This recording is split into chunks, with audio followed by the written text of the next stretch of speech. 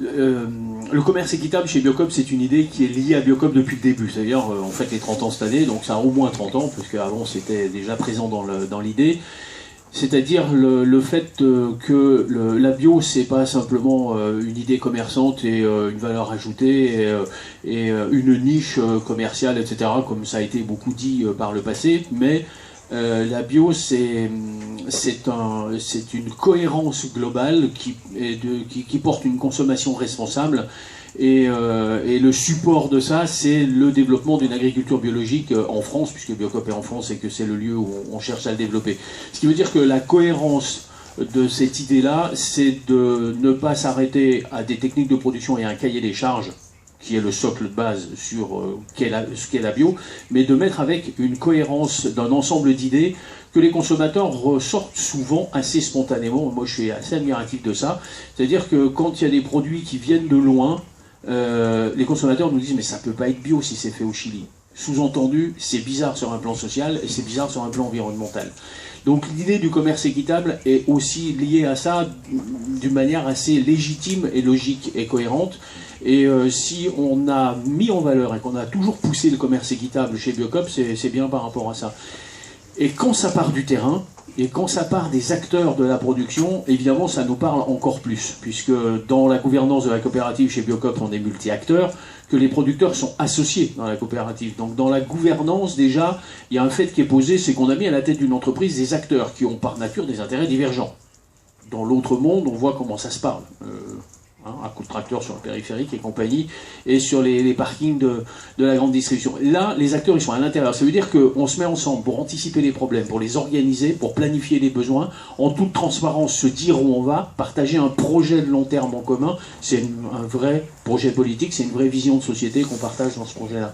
Et le fait de dire que l'équité est une vraie valeur, que le partage de la valeur ajoutée est une valeur, que le prix juste n'est pas forcément le prix le plus bas, contrairement à ce qu'on a massacré pendant 60 ans dans la tête des consommateurs. C'est-à-dire que si on veut que des acteurs soient là longtemps pour produire, il faut qu'ils soient normalement rémunérés pour leur activité.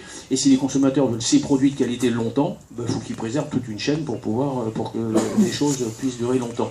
Et ça, il faut vraiment le mettre en acte et c'est quelque chose qui est important. Donc c'est l'essence de ce qu'on a apporté chez nous et on le pousse tellement en avant qu'on a fait des vrais choix.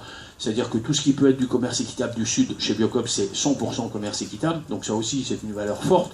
24% de l'activité de Biocop est en commerce équitable. 10% Sud, 14% Nord, puisqu'on associe maintenant le commerce équitable Nord-Nord depuis la loi Hamon, où c'est possible d'en parler en tout cas avec ce vocable-là. Et ça, c'est une vraie valeur. Et donc tous les cafés chez Biocop, ils sont du commerce équitable. Tout l'été, tous les bananes, le cacao, le sucre, etc. Enfin, tous les éléments qui sont importants et qui pèsent dans le commerce. On me demande des fois, mais comment vous faites vos choix? Mais les choix, c'est tout ce qui pèse en volume qui doit être présent, parce que on change la nature de l'économie quand on porte ces valeurs-là, et on fait en sorte que ça représente quelque chose. C'est plus de 110 millions d'euros aujourd'hui dans nos achats, hein. C'est quand même pas rien. Et le SPP là-dedans? Alors justement, j'arrive le SPP là-dedans et le choix des cahiers déjà.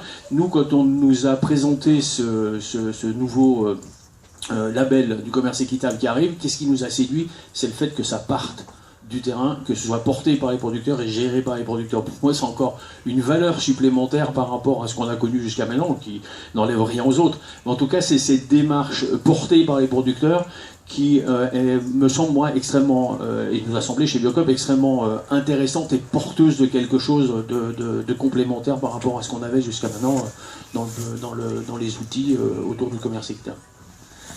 Dans la table ronde précédente, vous n'étiez pas là, mais ce n'est pas grave, hein. Elisabeth Laville, il disait qu'il y a des tendances chez certaines entreprises, de grosses entreprises qui veulent passer en 100% responsable. Est-ce qu'on pourrait imaginer à l'avenir du Biocop 100% SPP? S'il y avait les produits à travers le monde qui soient disponibles dans ces gammes-là, pourquoi pas. En tout cas, c'est déjà rêver un tiers de notre activité en commerce équitable, c'est déjà un challenge. Je dirais, on était à un quart. Voilà. Mais plus il y aura d'acteurs qui iront dans ce sens-là, qui porteront ça, et dans l'état d'esprit de ce que fait SPP, avec tout ce que ça comporte derrière d'implication des producteurs, de relations avec eux, et d'organisation entre eux, etc., pour moi, c'est la bonne direction et c'est le sens le plus souhaitable, évidemment.